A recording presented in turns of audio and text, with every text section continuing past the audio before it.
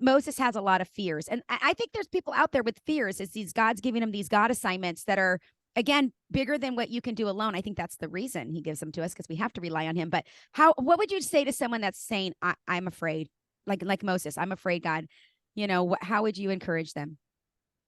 I would say good. If you're not afraid, I wonder if we're really doing the things that God has asked us to do. Wow. Jody, I'm terrified of what this is really going to be like when we bring these boys home. I'm terrified. Mm. And I know that, I mean, you were terrified to start this podcast. You were terrified to write that book. We should have a holy fear of what God has put in front of us.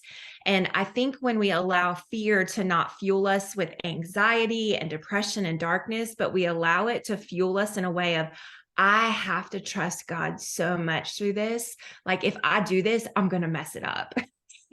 We need assignments like that in our lives, and we need places where we are so dependent upon the Lord. And yeah, you're exactly right. Moses, he fought God. He argued with God. He quit multiple times through this, and God would not let him. God kept giving him just that little bit of rope to hang on to. It wasn't the whole picture. It wasn't the whole story, but he was able to hold on day by day and step by step. And I think when we're in transition, that's what we need to remember. It's not about the big process. Like, I don't really talk about in this book about your vision for the next 5 years of your life, or even your vision for tomorrow.